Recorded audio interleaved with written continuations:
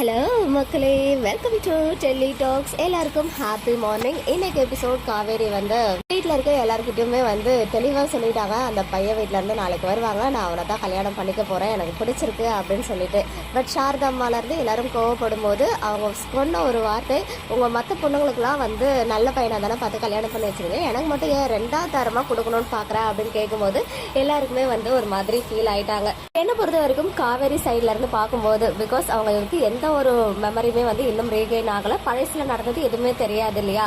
So ஒரு பொண்ணா அவங்களுக்கு வந்து ரெண்டாவதாக கல்யாணம் பண்ணிக்கிறதுல இன்ட்ரெஸ்ட் இல்லை. பட் அம்மாவை பிடிச்சிருக்கு, வேணா நான் அதை தத்து எடுத்து கூட என் பொண்ணா பார்த்துக்கிறேன்ற ஒரு மனநிலைமையில தான் காவேரி வந்து இருக்காங்க.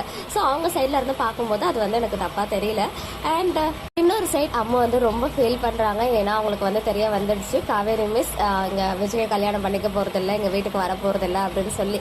அது தெரிஞ்சு அவங்க இப்பெல்லாம் வந்து பாத்தீங்கன்னா நம்ம அம்மா ஃபீல் ஆனா கூட நம்மளுமே ஃபீல் ஆயிடும். அந்த அளவுக்கு அவங்களுடைய ஆக்டிங்லாம் பெர்ஃபார்மன்ஸ் கொடுத்துட்டு இருக்காங்க. விஜய் வந்து ஏன் இன்னும் தூங்கலாம் அப்படின்னு கேட்கும்போது, இந்த மாதிரி காவேரி மிஸ் உங்களை கல்யாணம் பண்ணிக்க மாட்டாங்கல்லப்பா அப்படின்னு ஃபீல் பண்ணும்போது, நம்ம வந்து இப்போல இருந்தே நீ கற்றுக்கோ, எக்ஸ்பெக்டேஷன் நிறைய வைக்கக்கூடாது அப்படின்னு சொல்லி கொடுக்குறாங்க.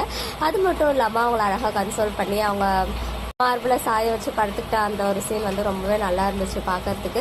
அண்ட் அட் லாஸ்ட் அடுத்த நாள் காலையில் விடிஞ்சாச்சு, ப்ரொமோ கண்டென்ட்டும் முடிஞ்சிடுச்சு. பிகாஸ் நம்ம அம்முக்குட்டி வந்து காவேரி மிஸ்ஸை பார்க்கணும்னு தனியாகவே கிளம்பி போயிட்டாங்க. கொஞ்சம் தூரம் இல்லையா, அதனால வழி மாறி என்ன பண்ணுறதுன்னு தெரியாமல் பார்க்குறவங்க எல்லாம் கேட்டுட்டு போகிறாங்க.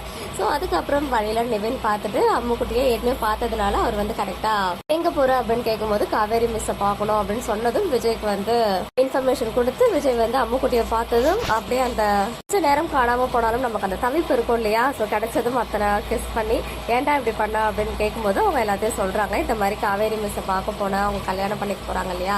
ஸோ நான் ஒரு விஷயம் மட்டும் சொல்லணும் அப்படின்னாங்க. ஸோ அந்த ஒரு விஷயம் என்னவா இருக்கும், அப்படி என்ன சொல்ல போறாங்க, அவங்க மனசு மாறுமா அந்த ஒரு விஷயத்துல அப்படின்றத கேட்க நானுமே வெயிட் பண்றேன். பட் இவங்க ப்ரொமோ போடுவாங்களான்னு தெரியல. ஸோ நாளைக்கு எபிசோட்ல அதுக்கு ஒரு விடை கிடைக்கும் அப்படின்னு நம்ம எக்ஸ்பெக்ட் பண்ணலாம். அண்ட் ஃபைனலி இந்த விஷயத்த நிவின் போயிட்டு காவேரிக்கும் வீட்டில் இருக்க எல்லாருக்கும் சொல்றாங்க. காவேரி என்ன பண்றதுன்னு புரியாம நிக்கிறாங்க. ஸோ இது எல்லாத்துக்கும் சொல்யூஷன் என்னவா இருக்க போகுது. இன்னொரு சைட் காவேரி வந்து டைரி எடுத்துட்டு வந்தாங்க, அதை இன்னும் படிக்காம அப்படியே வச்சிருக்காங்க.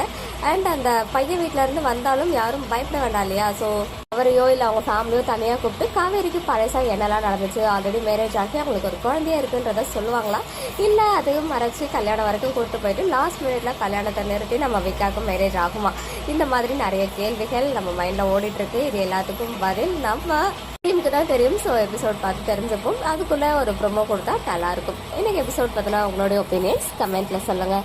மக்களே, நெக்ஸ்ட் வீடியோவில் மீட் பண்ணுறேன். எக்ஸ்க்ளூசிவ் அப்டேட்ஸ்க்கு மறக்காம நம்ம சேனலை சப்ஸ்கிரைப் பண்ணிக்கோங்க.